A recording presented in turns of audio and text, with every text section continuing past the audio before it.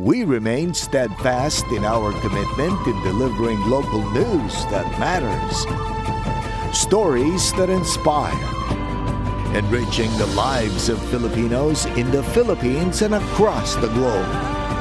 This is your GMA Regional TV. Buong puso para sa Pilipino. Narito na ang mga pinakamalalaking balita ngayong Biyernes. Pamilya ng OFW na umano'y nawawala sa Saudi Arabia, hindi nawawala ng pag-asang makikitang buhay ang kaanak. Unti-unting paghina ng industriya ng kapeng barako sa Lipa City, pinangangambahan ng ilang magsasaka sa lungsod. Penalty ng mga miyembro na may kasalukuyang loan sa SSS tatanggalin ayon sa ahensya. Mga job order at mga contractual employee gagawin na rin miyembro ng SSS. Pagbubuo ng Taal Lake Development Authority isinusulong sa Kamara. At modern waiting shed pinasinayaan sa Los Baños, Laguna.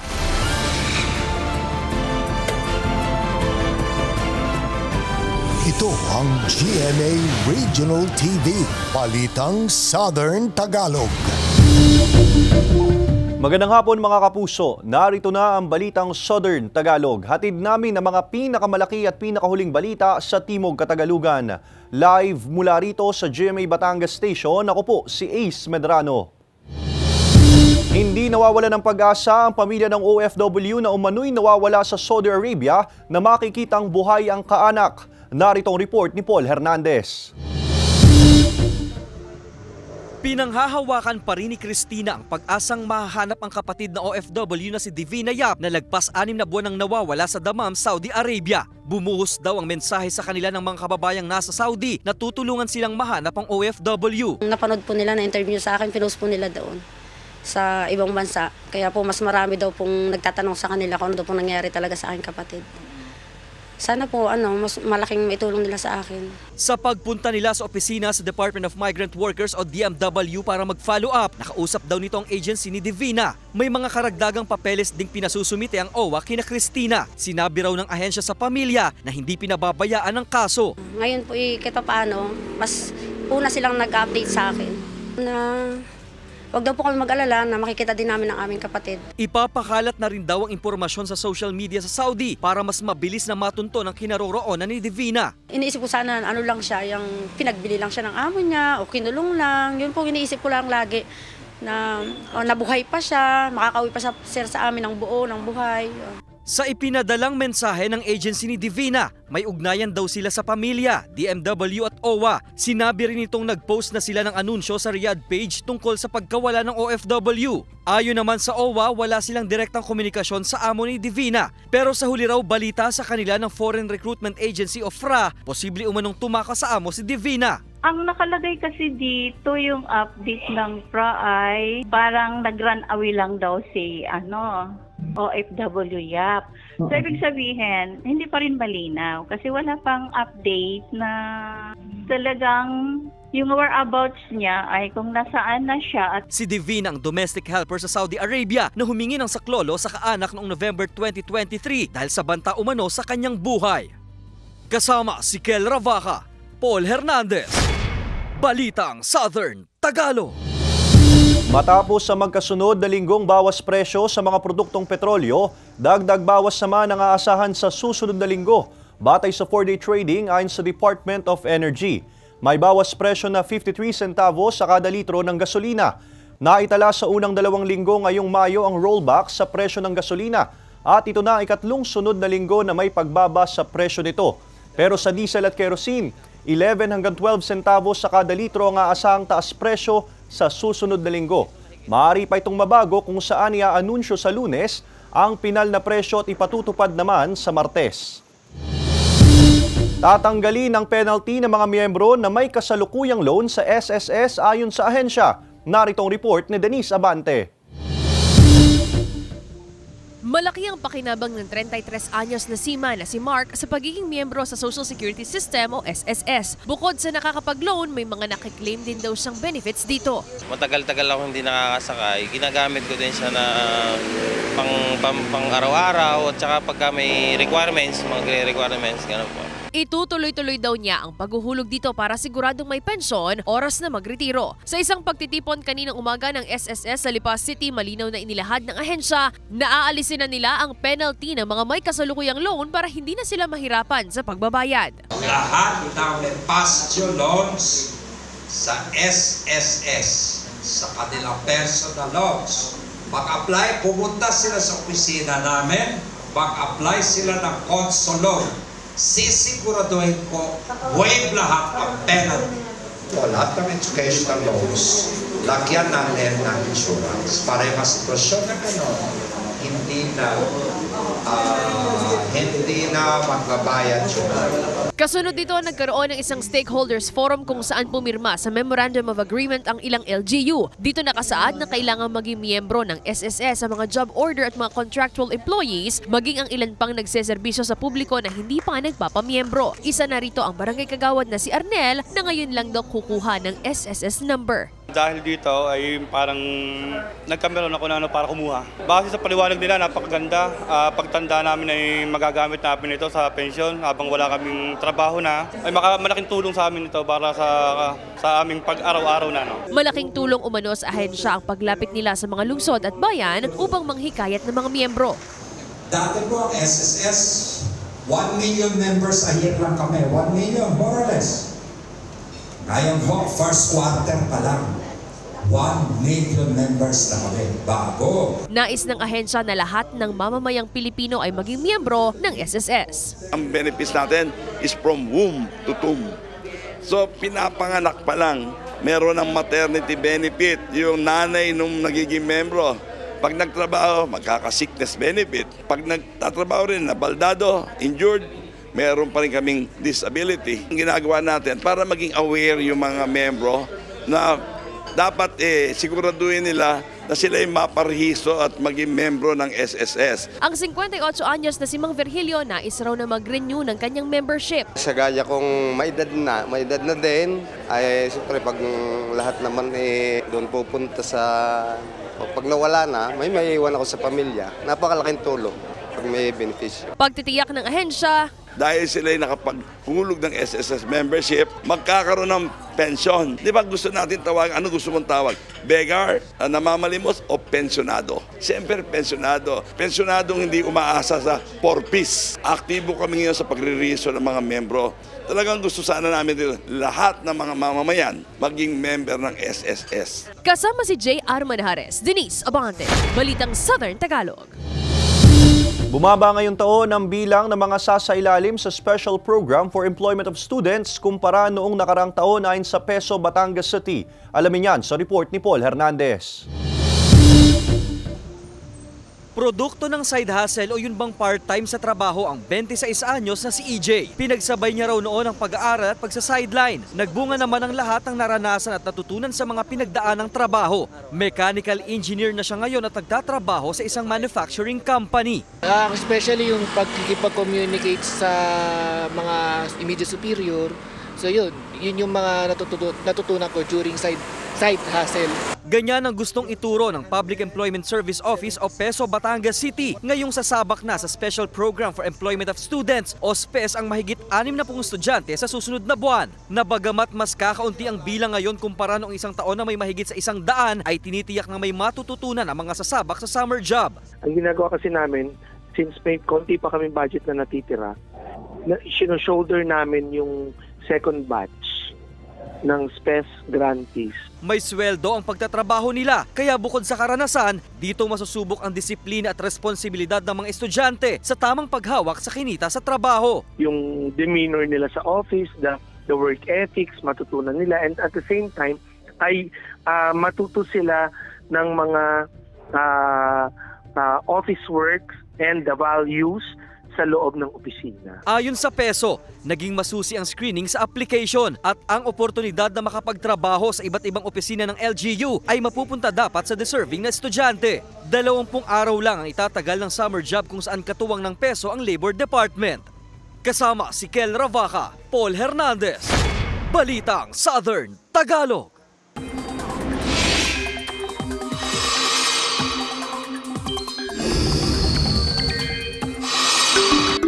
Mga kapuso, magkahalong init at ulan pa rin ang mararanasan sa iba't ibang lugar. Apektado ng shear line ng extreme northern Luzon habang patuloy ang paghihip ng easterlies sa natitirang bahagi ng bansa. Sa datos ng Metro Weather, mataas ang tsansa ng ulan sa Cavite, Laguna, Rizal, Mindoro Provinces, Palawan at Quezon. Posible rin ang localized thunderstorms sa iba pang bahagi ng Luzon at Mindanao. Ito ang GMA Regional TV, Balitang Southern Tagalog.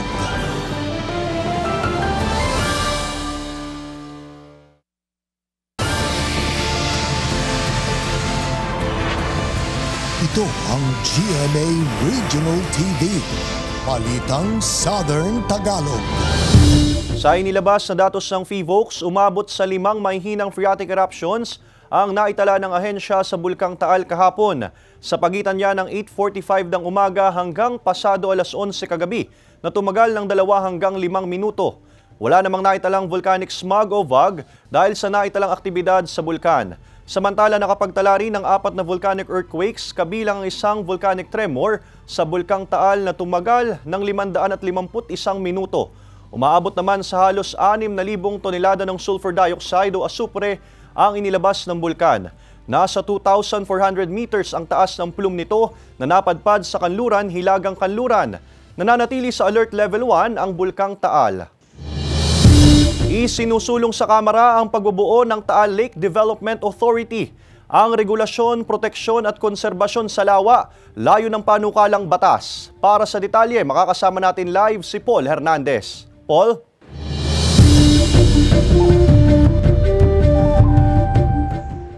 Ace, kanina ay nagsagawa ng ocular visit at inspection sa lawa ng Taal si Congresswoman Colyantes para makita yung kalinisan at kaayusan sa Taal Lake. Buhay para sa mangingisdang si Edgar ang lawa ng Taal. Ang iilang piraso na huling tilapia, sapat pa rin daw para kumita. Alam niya raw ang responsibilidad sa lugar para mapanatiling may huli. Ay di kaya pag pinabayaan o paano ka pa mapangisda? Minsan, kalinisan din. Bentahe para sa ilang negosyante sa Tanawan City ang overlooking ng Taal Volcano at sa mismong lawa. Kaya't kaisa ang kayaking business ni Marites sa pagpapanatili ng kalinisan dito. These are all non-motorized boats, kayak boats, and also stand-up paddle. Talagang gusto namin sustainable at the same time, it's for the use of the future generation to enjoy. Para mas mapangalagaan at maproteksyonan nito, isinusulong ni Batangas 3rd District Representative Maitet Colyantes ang pagbubuo ng Taal Lake Development Authority o TLDA. Sa ilalim ng House Bill 1889, nais ma-regulate ang mga negosyong nakikinabang sa palibot ng lawa. Tingnan natin muna yung ating capacity ng ating Taal Lake in terms of fish cages.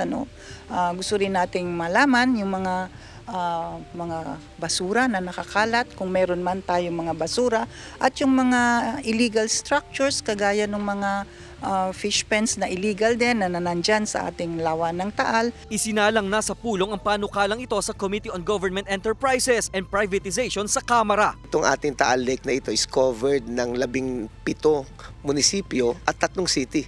So may kanya-kanya silang plano. So ang purpose ito, magkaroon ng holistic approach for the preservation ng ating Taal, at the same time magkaroon tayo ng sustainable development. Samantala, ipinapaalalang muli ng Taal Volcano Protected Landscape o TVPL ang pagbabawal ng pananatili sa Taal Volcano Island na deklaradong no human settlement land. Kakandak tayo ng information education campaign sa kanila na wala dapat taong papasok dyan, kasi it's a permanent danger zone. Ito'y kasunod ng ilang beses na ulat ng grass fire sa isla na itinuturong dahilan ay mga naiwanang pinaglutuan. Ace, batay pa doon sa panukala ay bubuo rin ng Taal Lake Development Council. Kasama dyan yung iba-ibang ahensya ng gobyerno gaya ng DENR, Agriculture, Tourism, PHIVOLCS at marami pang iba. Ace. Maraming salamat, Paul Hernandez. Lusot na sa ikalawang pagbasa sa Kamara ang Absolute Divorce Bill. Sa pamamagitan ng Viva Voce o palakasan ng boses, isinagawa ang botohan sa panukala. Sa ilalim ng Absolute Divorce Bill, kabilang sa mga papayagang magdiborsyo ang mga nasa mapang-abusong relasyon. Pero kinakailangang sumailalim o dumaan sa masusing pagsusuri ng hukuman ang divorce proceedings. Base sa panukala, ilan sa grounds ng Absolute Divorce Bill ang pisikal na pananakit o pang-aabuso sa petitioner, anak nito, pamimilit sa petitioner na magbago ng relihiyon o political affiliation at pagkalulong sa droga, sugal at alak.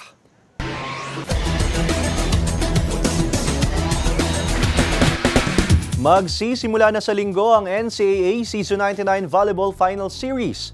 Maghaharap sa Game 1 ng Women's Division ang Benilde Lady Blazers at Letran Lady Knights. Undefeated sa elimination rounds ang Benilde Lady Blazers, dahilan para umabante sila sa finals.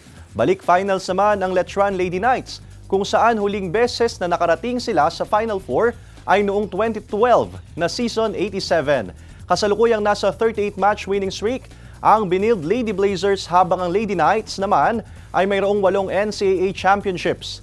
Samantala sa Men's Division, Perpetual Altas at EAC Generals ang maghaharap sa Game 1 Finals. Undefeated sa ikalimang sunod na pagkakataon ng Perpetual Altas sa elimination round. Ito naman ang ikalimang finals appearance ng EAC Generals na huling naging kampiyon noong Season 90. Panoorin ang bakbakan sa court ng NCAA Season 99 Volleyball Finals sa linggo, May 19, 12 noon sa GTV.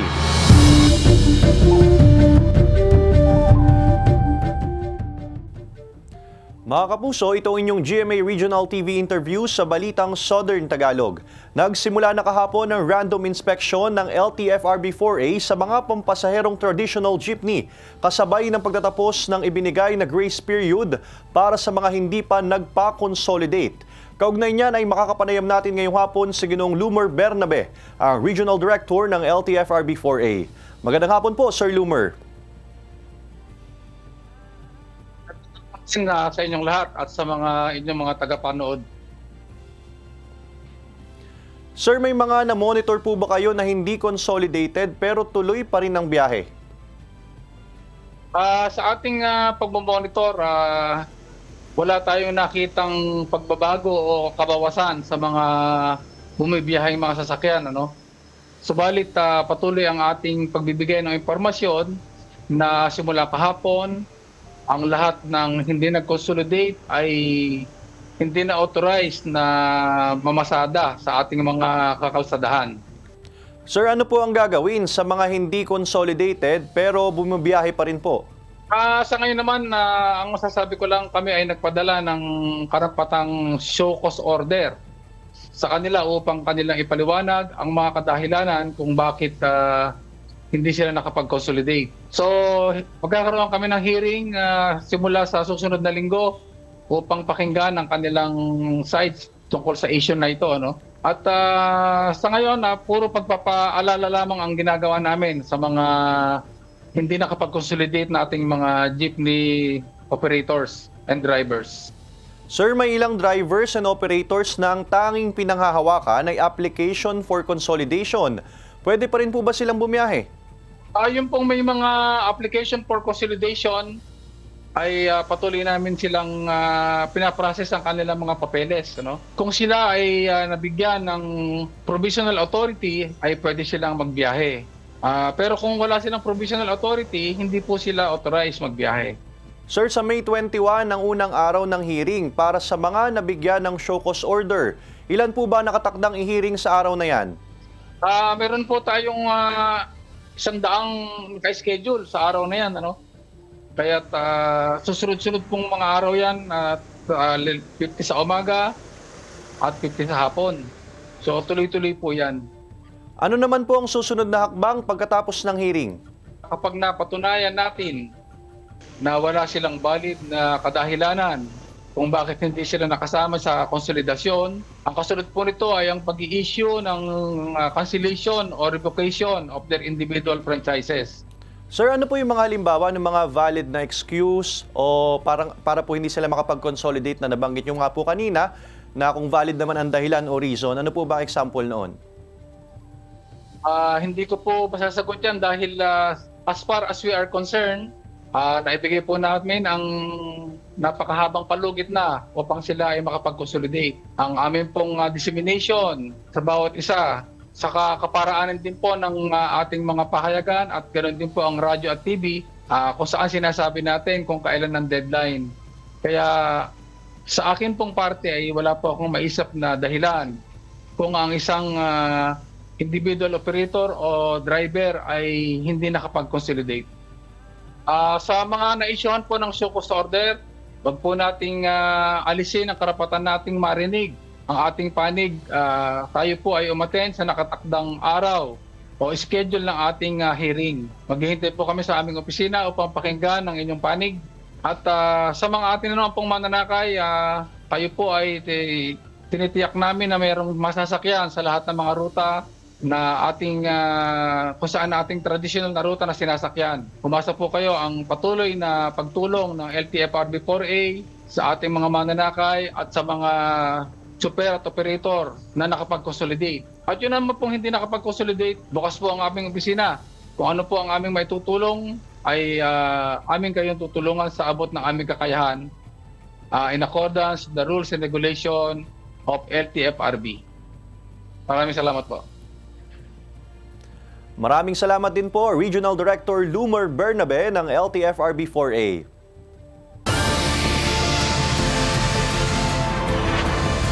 Ito ang GMA Regional TV, Balitang Southern Tagalog.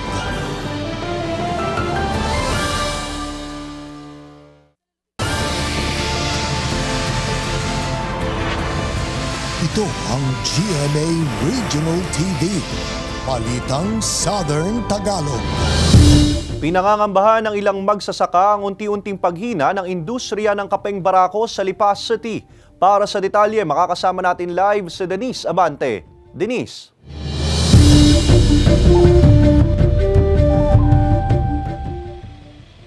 Ace, kabataan ang pag-asa ng bayan pati na ng lalawigan. Yan daw ang pinanghahawakan ngayon ng mga coffee growers dahil sa pinangangambahang tuluyang pagkamatay ng industriya ng kape sa lalawigan.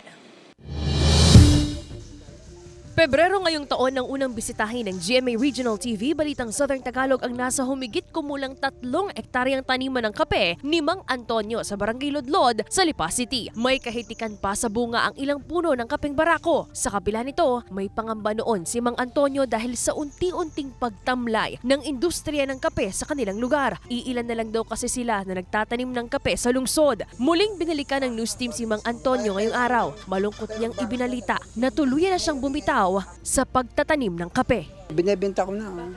Ay dahil lang unang-una, kaya naman binebenta, ay ang sabi ng aking anak, tatay, yun naman kayong inyong ating ibebenta, net nang kayo may makatikim ng sari-sariwa. Sa tala ng Provincial Agriculture Office, may pagtaas sa bilang ng harvested coffee beans taong 2018 hanggang sa kasalukuyan kumpara noong 2015 hanggang 2017. Pero mas hinihikayat pa nila ang mga coffee growers, coffee shop owners at mga kabataan na magtanim pa rin ng kape. Hindi naman definitely lumiliit ang ating production. Maganda naman sa ngayon, mas mataas kaysa mga nakaraang. Hindi ko lang hawak yung data, but definitely tumaas ang ipasabi sa iyo ang eksaktong data. Since nung mag-umpisa tayo ng campaign sa pag-rehabilitate and rejuvenation of coffee industry. Since 2018, 2023, yung record natin, nag-increase tayo ng malaking porsyento. Wala ko exact figure. Kapatid ng may-ari ng coffee shop sa Batangas City ang 24 anyos na si Claude. Pabor daw siyang magkaroon ng seminar at training ang mga nagsulputang coffee shop owner hinggil sa pagtatanim ng kape upang hindi tuluyang mamatay ang industriya nito sa lalawigan ng Batangas. Maganda na rin nga po yun na kumbaga sa atin na nagmumula yung beans, ingredients na kinukuha, ginagamit natin sa mismong paggawa ng coffee natin. So parang mas madali, kung mahirapan syempre sa simula lang kasi hindi pa sanay, pero kapag nasanay ka naman, mas madali na din yung pagkuha mo ng mismong ingredient kapag sariling tanim, mas mapopromote. Para kay Mang Antonio, may katiting pa rin daw siyang pag-asa sa mga kabataan para hindi tuluyang mawawala ang industriya ng kape sa lalawigan, lalo na't kilala rin sa kapeng barako ang lungsod ng Lipa. Sa Lunes, nakatakda ang regular session sa Sangguniang Panlalawigan at isa sa tatalakayin ang pagpapatibay ng coffee industry sa Batangas. Ace, ayon sa provincial agriculturist, patuloy ang kanilang isinasagawang mga programa para mapalakas ang industriya ng kape at maibalik ang sigla nito sa lalawigan ng Batangas. Ace? Maraming salamat, Denise Abante.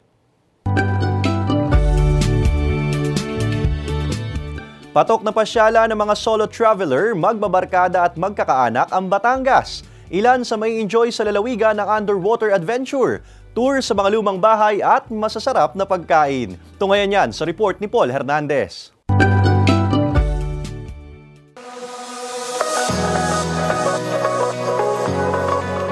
Ang dream travel na walang hassle, pwedeng ma-achieve sa lalawigan ng matitikas, Batangas. Outing tayo sa Little Rome of the Philippines, Lipa City. First stop natin dito sa sinasabing The Netherlands ng Pilipinas, ang world-class na The Old Grove Farmstead na matatagpuan sa Barangay Lodlod. Mag-unli photo op sa kanilang barn house, windmill, man-made lake o di kaya'y makipag-bonding sa mga cute na tupa. Out of the country ang feel sa Old Grove Cafe and Village. Mula sa kalangitan, kapatagan, hanggang sa karagatan, lahat yan nandirito. We have the Shrine, National Shrine of Padre Pio, which is the top contributor ng ating tourist arrivals in Batangas, and Monte Maria. Being a Catholic country, madami po tayong nakukuhang mga turista sa mga pilgrims. Pasyal na chill, may lumampaw view deck para sa'yo sa Cuenca, Batangas, kung saan 190 degrees na breathtaking view ng Taal Lake ang may enjoy mo rito. O para sa ilan dyan na mahilig mag-trip down memory lane at balikan ng past, perfect niyong puntahan itong tinaguriang The Heritage Town, Parine na sa Taal, Batangas.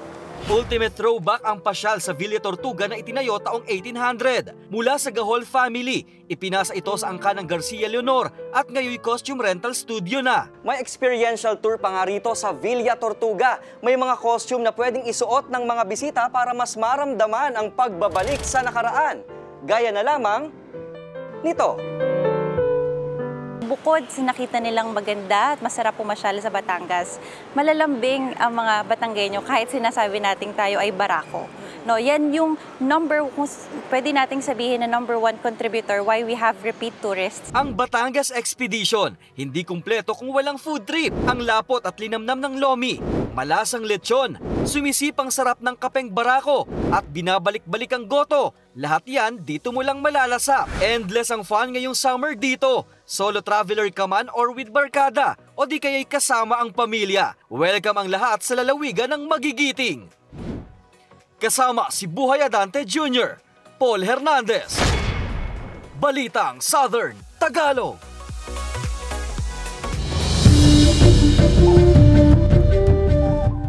Kumasa sa Marimar Challenge si My Guardian Alien star Christian Antolin. Samantala sasabak sa Winter Olympic Race ang runners ng Running Man Philippines Season 2. Narito ang report ni Hazel Alviar. Marimar Challenge accepted para sa co-star ni Marian Rivera sa My Guardian Alien na si Christian Antolin. Sa unang bahagi ng video, mapapanood ang Marimar transformation ni Marian hanggang sa makikita ang pagsayaw ni Christian na nakasuot ng floral dress at wig. Good vibes naman ang hatid niyan sa mga netizens na naaliw sa panunood. Sa Pyeongchang Province naman ang susunod na destination ng runners ng Running Man Philippines Season 2 para sa susunod nilang challenge. Makakasama nila ang special celebrity guest na sina Sparkada cutie Michael Sager, MMA fighter Mark Strakel at multi-awarded movie actress Alessandra De Rossi. Kayanin kaya ng mga runners ang Winter Olympic Race. Abangan ang mga matinding tawanan at bardagulan on ice sa Running Man Philippines Season 2 bukas Sabado at Linggo 7:15 p.m. Hazel Alviar, Balitang Southern Tagalog.